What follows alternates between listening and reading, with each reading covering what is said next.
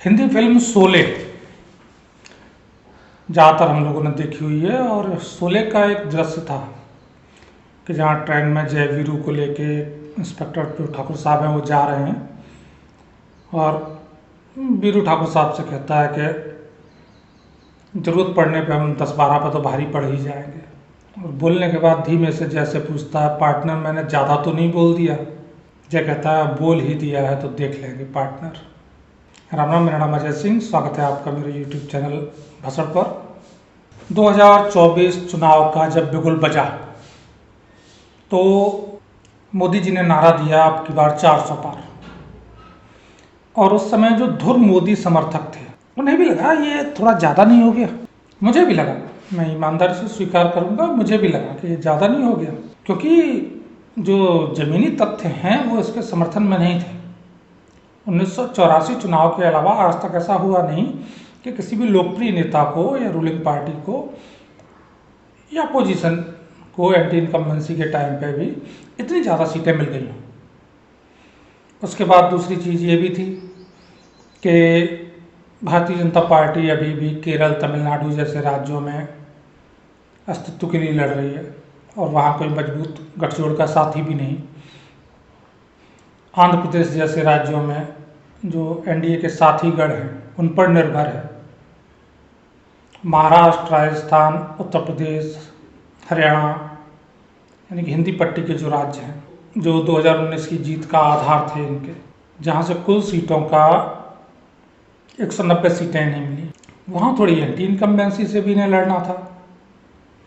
ऐसे में 400 का टारगेट सेट करना थोड़ा सा समर्थकों को भी अजीब तो लग ही रहा था।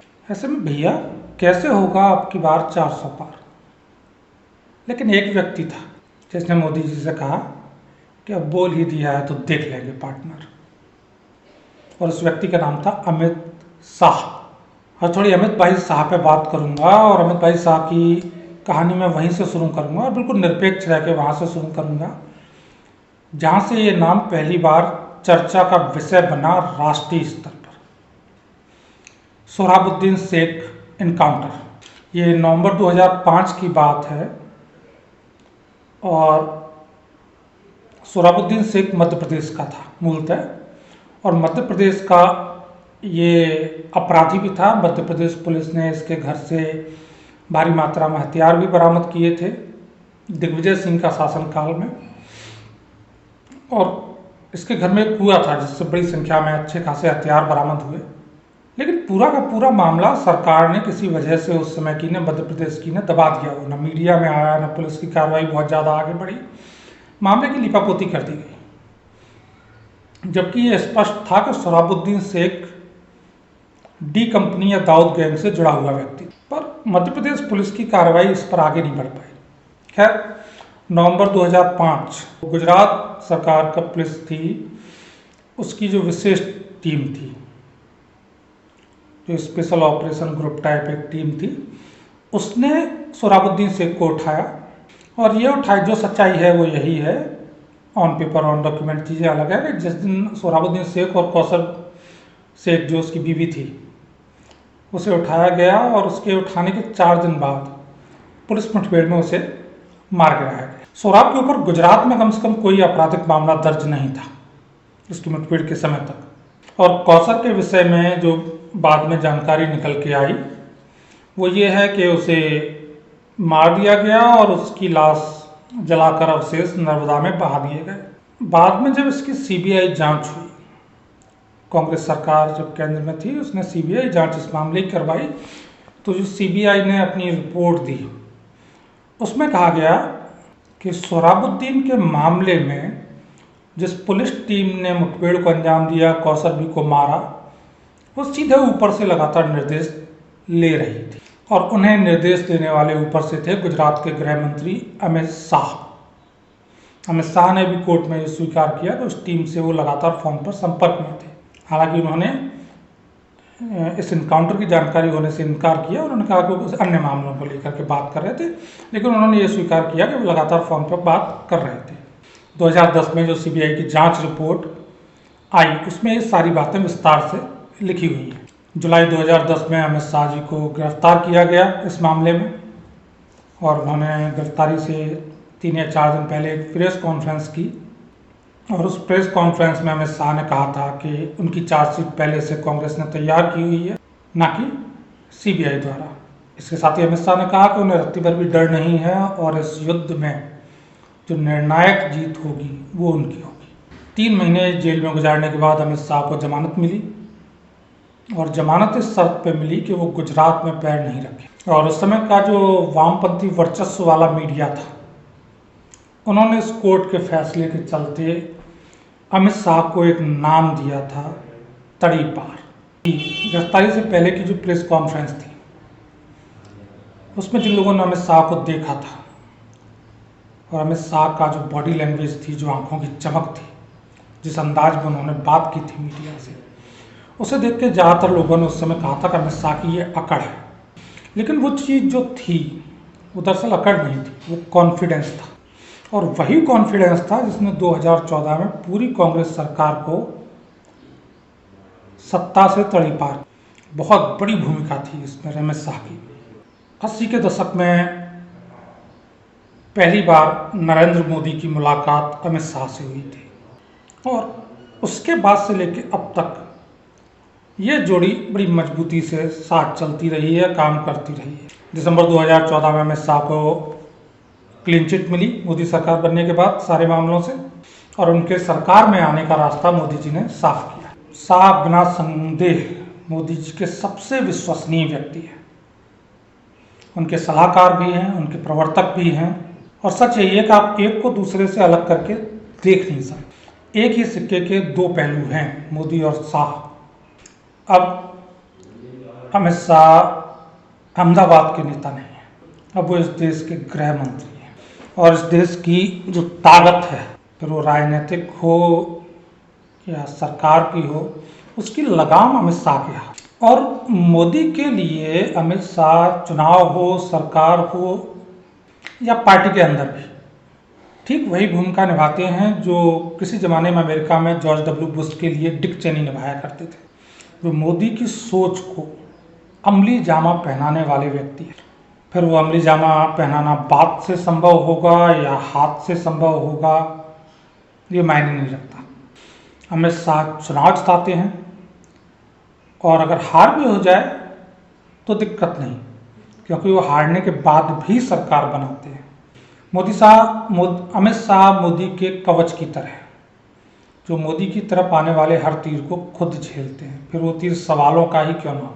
आपको अगर गौर करेंगे तो बड़ा आश्चर्य होगा कि 2014 में प्रधानमंत्री बनने के बाद से लेकर के 2024 तक मोदी जी ने सिर्फ एक प्रेस कॉन्फ्रेंस की है, और वो भी 2019 का चुनाव जीतने के बाद, जब उनके पास आसपास पार्टी के सभी और अन्य बड़े नेता भी थे। इसके अलावा कभी भी प्रेस कॉन्फ्रेंस में मोदी जी नहीं गए, उनकी जगह हमेशा अमित शाह जी जाते हैं। टीवी इंटरव्यू में, पत्रकारों के सामने, प्रेस कॉन्फ्रेंस में भी हमेशा सदी बात जरूर करते हैं, लेकिन लहजा उनका बड़ा ही सख्त होता है, और वो कई बार तो ऐसा लगता है जैसे अपने पार्टी कार्यकर्ताओं को किसी बंद कमरे में संबोधित कर रहे हैं।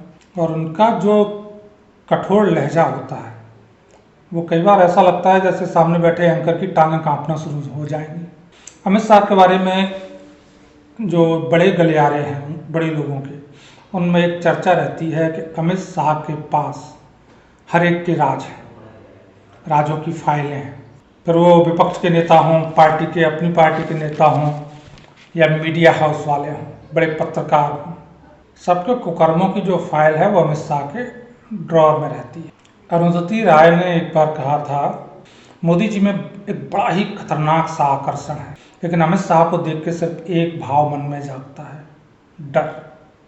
जिन्होंने 20-22 साल पहले के अमित शाह को देखा, उन्हें लंबी कद, कठोर चेहरे, जवानी में गंजा सर, बेतरतीब दाढ़ी और बेढंग से कपड़े पहने एक व्यक्ति दिमाग में आता है। लेकिन उस व्यक्ति की आंखें तब भी भीतर तक चीर के देखती। हालांकि उनका ड्रेसिंग सेंस अब गृह मंत्री बनने के बाद से, राष्ट्रीय राजनीति में आने के बाद से काफ़ी बदल गया है। आंखों पर रिमलेस चश्मा दिखेगा आपको, दाढ़ी ट्रिम की हुई दिखेगी, पर आंखें आज भी वही हैं जो 20-22 साल पहले थी। मोदी जी ने रूपका लियाकत से इंटरव्यू में जो भी कहा, वो दोनों पक्षों में बड़ा चर्चा का विषय भी रहा कि मैं हिंदू मुसलमान नहीं करता, करूँगा तो राजनीति छोड़ दूँगा।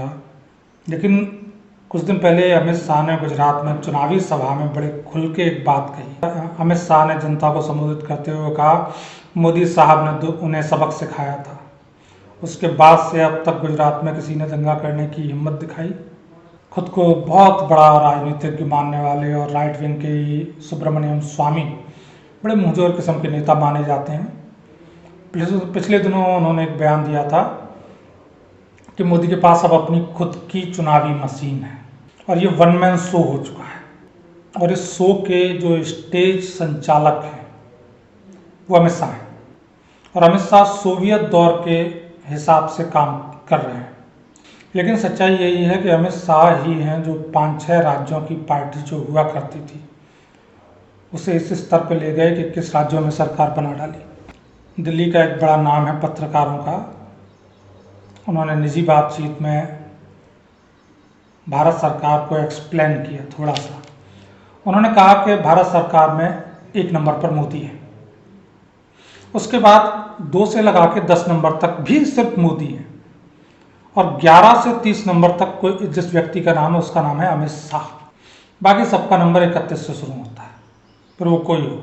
गुजरात में एक जगह है मनसा और ये मनसा स्टेट हुआ करता था, प्रिंसली स्टेट था और इसके जो नगर सेठ थे और राजा के मुख्य सलाहकार उनके पौत्र हैं अमित शाह। अमित शाह एक अमीरी के माहौल में जन्मे, जैसे कहते हैं चांदी के चम्मच मुंह में लेके जन्म लेना। इसके विपरीत अगर मोदी की बात करें तो भीषण गरीबी से निकले हुए हैं मोदी। दो बिल्कुल विपरीत किस्म की बैकग्राउंड से आने वाले दोनों नेता और मूलतः इनकी वैचारिकता, इनके काम करने के तरीके भी बड़े एक दूसरे से मिलते नहीं हैं। उसके बावजूद भी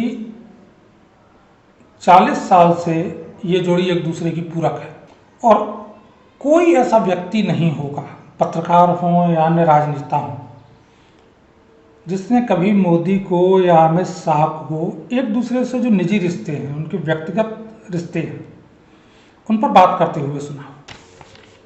वो जब भी इस पर सवाल किया जाता है वो दोनों ही टाल देते हैं हमेशा।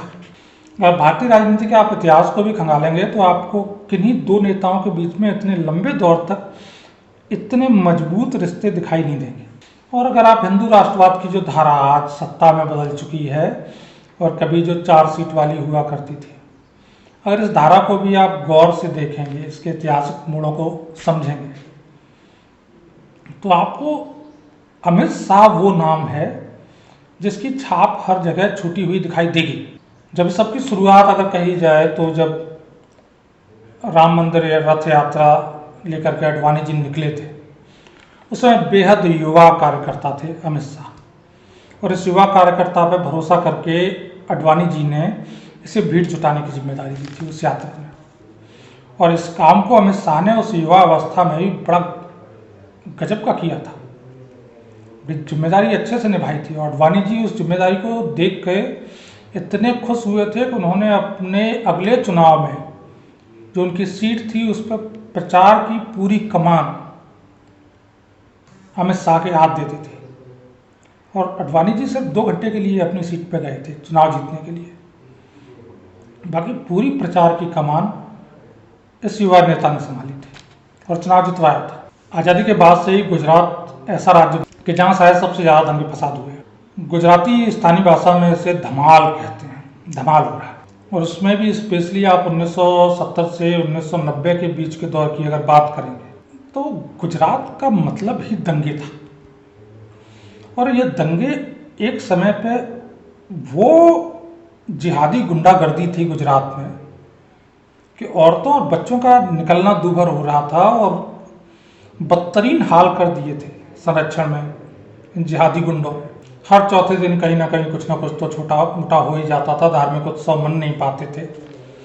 और गुजराती बड़े धार्मिक प्रवृत्ति के लोग होते हैं, तो विकराल स्थिति पैदा कर दी थी वहाँ पे तो जिहादी गुंडों में उन्होंने। उसके बाद 2002 आया और इसका जो गुंडई का चरम था वो था गोधरा कांड और पूरा गुजरात जल उठा। तो गुजराती अखबार के बड़े नाम हैं पत्रकार राजीव शाह, और राजीव शाह एक घटना के विषय में बताते हैं कि जब गोधरा कांड हो गया और उसके बाद वो दंगों की प्रचंड संभावना थी और वो मुख्यमंत्री ऑफिस के बाहर इंतजार कर रहे थे मुख्यमंत्री जी निकलें और वो इस पर उनसे सवाल कर सकें। तो मुख्यमंत्री ऑफिस से उस समय के गृह मंत्री अमित शाह जी बाहर आए, और शाह बाहर आए तो राजीव शाह ने पूछा उनसे, अमित शाह से, कि मुख्यमंत्री जी इस परिस्थितियों को संभालने के लिए क्या करने जा रहे हैं। तो अमित शाह ने पलट के उनसे पूछा कि उन्हें क्या करना चाहिए। राजीव शाह ने कहा कि दोनों तरफ के जो धार्मिक प्रतिनिधि हैं, नेता हैं, उन्हें बुलाइए और परिस्थितियों को सामान्य करने का प्रयत्न कीजिए, उनसे अपील करवाइए। अमित शाह उनकी इस बात पर हंस पड़े और उन्होंने धीरे से पूछा, आपकी लोकेलिटी कौन सी है। तो राजीव शाह ने उन्हें बताया अपने एड्रेस के बारे में कि वो कहाँ रहते हैं। तो उनकी पीठ ठोंकते हुए मुस्कुराते हुए अमित शाह बोले, आराम से घर जाइए, आपके इलाके में कुछ नहीं होगा, आपकी थोड़ा उन्हें पे करने दीजिए। कई इनकाउंटर, बहुत सारे आरोप, एक्स्ट्रा जुडिशियल किलिंग के चार्ज और भी बहुत सारे। 2012 में वामपंथी मीडिया के बड़ी मैगजीन ने अपने कवर पेज पर अमित शाह की तस्वीर छापी थी और टाइटल दिया, why is this man still free. आज अमित शाह लगभग हर आरोप से मुक्त। तो इस तरह की हेडिंग देने वाली इस मीडिया पर भी सवाल तो उठता ही है, कम से कम। शाह की कार्य क्षमता का स्तर क्या है, इसका बड़ा ही अद्भुत उदाहरण है 2019 अगस्त 2019, जब 370 हटाई गई कश्मीर से। जिस दिन फैसला हुआ उसकी सुबह तक मोदी कैबिनेट में मोदी और अमित शाह के अलावा कोई व्यक्ति ये नहीं जानता था कि निर्णय होने वाला है। सबको सुबह जानकारी दी गई थी और वहाँ भी मोदी जी द्वारा सख्त निर्देश दिए गए थे कि जब तक अमित शाह इसकी घोषणा ना कर दें कोई इस पर मुंह नहीं खोलेगा। और अमित शाह 2 महीने से भी ऊपर से इसे करने के लिए तैयारी कर रहे थे, पूरी तैयारी कर ली गई थी। कश्मीर से लेकर दिल्ली तक एक एक चीज़ तैयार थी, लेकिन मोदी कैबिनेट के मंत्रियों को भी इसकी खबर नहीं थी। फैसला जिसके विषय में ज़्यादातर विपक्ष कहता था आग लग जाएगी, कोई झंडा उठाने वाला नहीं रहेगा, ठीक है कि नहीं, ये हो जाएगा, कश्मीर चला जाएगा। उस फैसले पे कश्मीर में एक पत्ता नहीं हिलने दिया अमित शाह ने। ये अमित शाह की कार्यशैली और उनकी योग्यता का सबसे बेहतरीन उदाहरण है। अगला कदम डिक्लेयर्ड तौर पर एनआरसी है और अमित शाह इसके लिए बड़े दृढ़ प्रतिज्ञ हैं, इसकी तैयारी पूरी किए बैठे हैं। अमित शाह ने खुल के अपनी सभा में कहा कि ये घुसपैठिए दीमक हैं और इन्हें एक एक को बीन के बंगाल की खाड़ी में फेंका जाना चाहिए, क्योंकि जो देश की सरकार होती है उस पर बहुत सारे अंतर्राष्ट्रीय दबाव भी होते हैं और उन्हें बहुत कुछ देखना भी पड़ता है। इसलिए शाह ने एक बड़ी स्पष्ट सी नीति बनाई, एक बड़ा सीधा सपाट सा साफ सा नियम राज जो भाजपा की राज्य सरकार है उनके लिए बनाया गया है कि आपको प्रो हिंदू दिखना होगा, प्रो हिंदू कार्यशैली अपनानी होगी। और आप गौर से देखेंगे तो फिर वो हेमंत बिस्व शर्मा हों, योगी आदित्यनाथ जी हों या फिर मोहन यादव जो नवनियुक्त हैं वही क्यों ना हो, वो उस लाइन को स्ट्रिक्टली फॉलो कर रहे हैं और उन्हें करना पड़ेगा। उनकी जगह जो और आएंगे वो भी करेंगे और हर एक दूसरे से आगे बढ़ के फॉलो करने की कोशिश करेगा। और ये तय नीति है सरकार की, ऐसा नहीं कि ये व्यक्ति विशेष का हो, ये सरकार की पार्टी की तय नीति है। इसमें बड़ा स्पष्ट सा सीधा सरल सा एक फंडा है, विभाजन है। केंद्र की जो सरकार है वो राष्ट्रीय हित के मुद्दों को संभालेगी, राष्ट्रीय हित को ध्यान रख के बात करेगी। राज्य सरकारों को सीधा हिंदू हितों पे फोकस करना है। 2024 चुनाव की मैं बात करूं तो असली कमान अमित शाह के ही हाथ है और अमित शाह जीतने की गारंटी भी हैं। मोदी के सबसे योग्य और सक्षम सेनापति कह सकते हैं आप। आरंभ में कुछ उठापटक जरूर हुई चुनाव के, जिसमें सत्य यही है कि पार्टी के अंदर के ही एक धड़े का हाथ था, विपक्ष का तो नहीं। विपक्ष तो सिर्फ लड्डू बट रहे थे, चलो हम भी ले लेते हैं, उस अंदाज में आ गया। लेकिन इस पर तत्काल नियंत्रण पा लिया अमित शाह द्वारा। तो जबकि ये चुनाव के 4 चरण बीत चुके हैं, मैं वही कहूँगा मोदी ने अमित शाह से पूछा, यार ये 400 कुछ ज़्यादा तो नहीं बोल दिया? अमित शाह ने जवाब दिया, अब बोल दिया है तो देख लेंगे पार्टनर। और आज ये जो अब तक जितना चुनाव हो चुका है, लगभग उसी में स्पष्ट हो चुका है कि तीसरी बार अच्छे बहुमत से मोदी सरकार फिर बनने जा रही है। और इसमें अमित शाह का जो दिमाग, अमित शाह की जो नीति, अमित शाह की जो मेहनत रही है, उसने कम से कम मुझे अमित शाह पे ये वीडियो बनाने के लिए मजबूर कर दिया। राजनीति में और भी बहुत सारी बसड़ हैं, तमाम चीज़ें हैं जो पर्दे के पीछे होती हैं, तमाम चीज़ें हैं जो खुल के सामने नहीं आती हैं। व्यक्तित्व हैं, नीतियां हैं, व्यक्ति हैं, और कई व्यक्ति ऐसे हैं जो व्यक्ति से सिद्धांत का सफ़र तय कर चुके हैं। और इन सब पर बात होती रहे, इन सब पर विस्तार से आपसे चर्चा होती रहे, इसके लिए अनुरोध करूंगा कि कृपया इस चैनल को सब्सक्राइब करें, जुड़ें, और बात निकलेगी भी और दूर तक ले जाएंगे भी। फिर तक राम राम, वंदे मातरम।